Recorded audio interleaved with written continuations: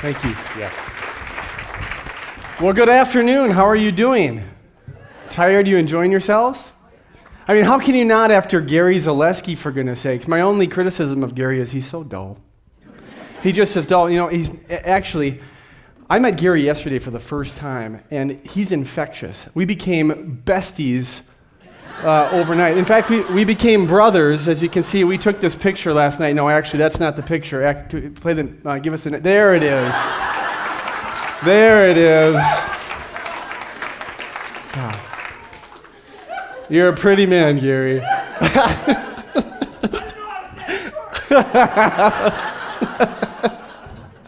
That's fantastic. You know, of all the things that were read in my introduction, the most important thing to me is my family. And literally just 7 weeks ago, my wife and I gave birth to our fourth daughter. No, yeah, thank you. Wait, did you hear what I said? Fourth daughter. Help me, please. I really need it. Seriously? No, it's been a joy to be a father of daughters. And quite honestly, it's really taught me so many life lessons about myself as a man. As a speaker, one of the things that I often talk about is vulnerability equals connectivity.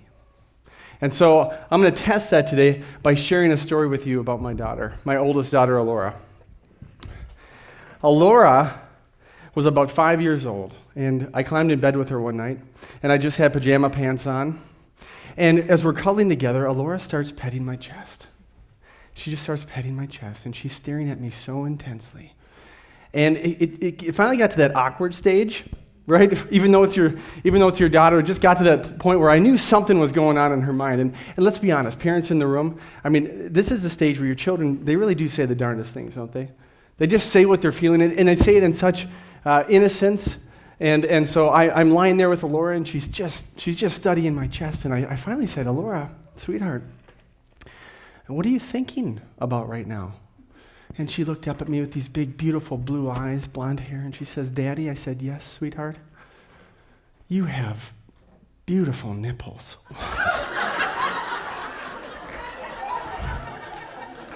What? I mean, what are you supposed to do with that? I mean, I'm this big football player, and I used to slam people on the ground, and what do I do with that? First of all, you got to get that picture off, though. I mean, I can't focus or concentrate with. I mean, Gary, you're an attractive man, but that just, yeah. Why did I share that story with you? Why did I even share the story about becoming friends with Gary? Why? Because it's a memory. That story with my daughter Alora is an incredible memory that I have that brings relevance to my life as a man and as a husband. After my fifth documented concussion, and at 29 years old facing memory problems, for the first time in my life, I began to care about my mind and my memories. How many of us in this room have memories?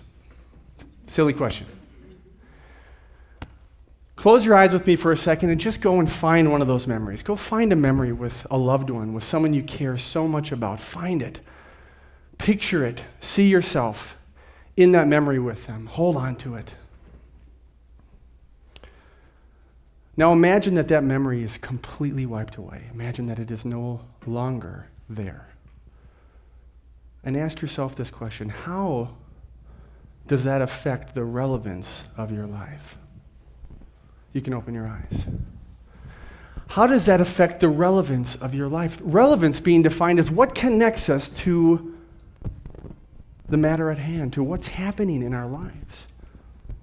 That's why I'm here today. I'm here to emotionally connect you to the importance of your mind and memories. And when you do, how it will forever change the way that you live your life. He and his wife sat across the table from one of his best friends in college, Matt and his wife, Kim. The conversation quickly turned into wedding stories, receiving reactions of joy from the two wives, but Matt's friend sat in complete silence, lost in a fog of confusion, not understanding why he couldn't remember being there. So he interrupts the conversation. He says, "Matt, why was I unable to be at your wedding?" And Matt really just dismisses the comment as good-natured sarcasm from his friend, but his friend again interrupts and says, "Matt, seriously, why was I not able to be at your wedding?" And the atmosphere changed. The table became very quiet as fear began to fill the room. You know, I pray that I never forget February 4th of 2007. There was a cool Miami, Florida mist filling the Dolphin Stadium as I walked onto the biggest platform in the world on that night. Over 100 million people tuned in to watch the Indianapolis Colts versus the Chicago Bears. Any Bears fans here today? Oh, I'm sorry. Actually, I'm not that sorry. This is a really cool ring. No. I'm a nice guy. I'm just teasing. But it was truly incredible. And I'll never forget, Bill Polian, our general manager, asked Adam Vinatieri, our all-pro place kicker, who had already won 3 Super Bowl rings with the New England Patriots, to speak to the team, to give us some kind of idea of how big this experience, the magnitude of this experience. And Adam said something that caught my attention. He said, "Men at kickoff, don't blink. Don't you dare blink." So 2 weeks later, there I am on the sideline, the Miami rain slamming into the side of my face. I think it's one of only 2 Super Bowls in the history of the game to rain. And you'd better believe I was standing there with my eyes as wide open as they could possibly be. Nothing was going to shut my eyes because I remembered what Adam said. Don't blink. And so Adam begins to take his steps back, getting ready to kick the ball. He puts his hand in the air, signifying to the referee that he is ready. He looks down the left and the right side of the kickoff team, waiting for the referee to blow the whistle. The whistle blows. He drops his hand, releasing a stampede of Colts. He approaches the ball. He places his foot perfectly on the inflated pigskin, and it goes soaring into the upper atmosphere of the Miami Dolphins Stadium. And in that moment, I understood what Adam was talking about, because it was the greatest light show of shining, flickering stars that I had ever seen. I've often thought to myself, Neil Armstrong would have been jealous to be in my shoes. It was magical. It was the real version of Dancing with the Stars. Until that ball came out of those stars and landed into the hands of the most deadly return man in the history of the game, Devin Hester, who proceeded to run the football from one end of the field all the way to the other end of the field on the first play of the game. What? Are you serious? A 100-yard kickoff return on the first play of the game, Super Bowl 41? It went from being the greatest athletic moment of my life to the worst athletic moment of my life. I'd be lying to you if fear hadn't already crept into my mind. But I look to my left, and there's future Hall of Fame quarterback Peyton Manning, not even giving credence to what just happened. He's talking to offensive coordinator Tom Moore, getting ready to go back on the field. I look to my right, and there's Tony Dungy, future Hall of Fame coach, not even paying attention to the celebration in the end zone. Instead, he's also preparing, getting ready for the Colts' response. And in that moment, I knew it would be all right. And it was. Seconds later, the clock counted down, and history was made as the Indianapolis Colts defeated the Chicago Bears 29-17. Friends, this is one of the greatest memories in my life, and it gives me so much relevance as a man and as an athlete. 2 years later, after signing a new contract with the Cincinnati Bengals, I awake face down on a training camp field after being knocked unconscious for over 90 seconds. And that was it. That was the end of my hope-filled career. I went on to an 8-month rehabilitation process to try and find normalcy once again. And at 29 years old, having to retire from a game that you love to play due to concussions, due to brain injuries, it was really challenging. And I began asking myself questions, one, that would forever change the way that I live my life. And that's the question I'm here to ask you today. How differently would you live your life today if you knew the moment you lose your memories? I mean, really let that sink in for a second. How differently would you live your life today if you knew the moment you would lose your memories? You see, that the thought of losing my memories is a reality for me because of playing a game I love. 29 years old, already facing significant long-term memory gaps, looking at the results of 87 of 91 autopsied former NFL players' brains being diagnosed with the brain disease CTE. That's a challenging thing to face. And it brought me to that proverbial fork in the road that we all face at times in our lives, don't we? Of how are you going to choose to react to this situation? And so I found myself asking that question. Okay, but what I discovered is that it taught me that the relevance of my life resides within my mind and my memories. Think about this. The essence of what makes us human is our mind and our memories. We're all here listening to wonderful speakers, experiencing life only because of what you have inside of your head.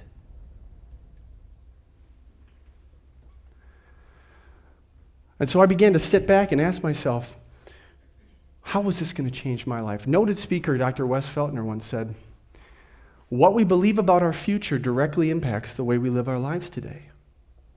Think about that. Isn't that true? What we believe about our future directly impacts the way we live our lives today. It inspired me to ask myself that question. Well, how has my life been transformed by the consequences that I face because of brain injury and because of an uncertain future?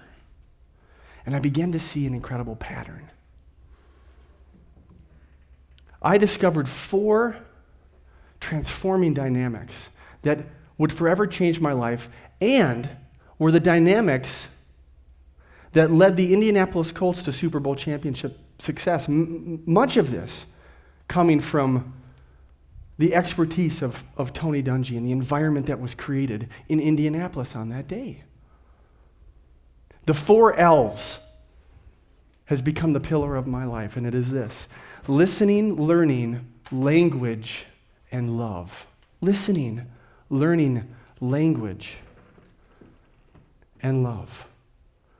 They were essential in building a championship team and championship leaders. Even more importantly, I discovered that they are successful foundations for all of our lives.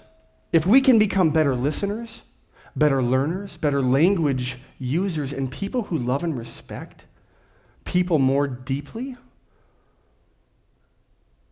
we will find much more success in not only our personal lives, but in our businesses. And in my full presentation, that's what I do. I bring you into the huddle with Peyton Manning, with Tony Dungy. I connect you to what's truly important, what matters, so that you no longer take certain things for granted, like I did. And I provide 3 takeaways for each of the L's. Listening involves stop, look, and care. Learning requires question, execution, and evaluation. Language asks, what are you saying? Why are you saying it? And how are you saying it? And love reveals value, trust, and affirmation. Now, as I conclude, let me just touch a little bit on love, because whenever we say the word love, especially in business, all of our toes kind of curl, don't they? Ooh, what are you talking about when you use that word? I'm not talking about romantic love here. Okay, this is not roses and flowers. No, this is going much deeper than that, into asking the question of how do we truly value people? How do we truly value people? Here's a great example. I recently spent time with Eric Stordahl, a lean manufacturing expert for Toyota, who was teaching me about the mission, the foundation of Toyota's success, one of the greatest manufacturing companies in the world. And he said this: written within their mission statement is the philosophy that the first and most important thing about part of their business is love and respect for their employees. The Japanese expression for this is ningen seisanshu. And translated into English, it says this: to hold precious that which makes us human. To hold precious that which makes us human.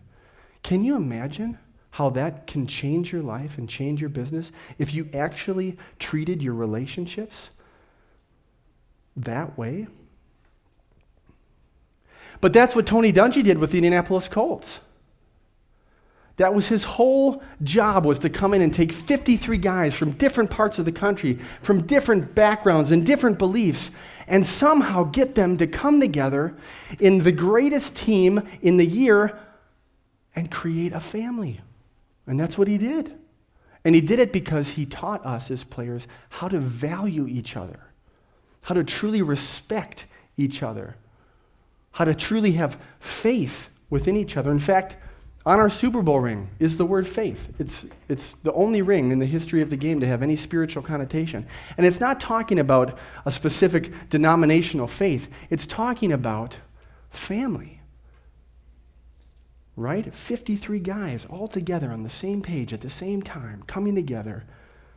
And what can happen when that relationship works? As I close, I want to share a video with you that really is an example of how love changed my life, of how memory loss really changed the way I loved my family, the way I was as a husband, a father, a friend. And what did that mean when I no longer took it for granted? So thank you for the opportunity to share this story with you. This is called You Will Always Be My Girls.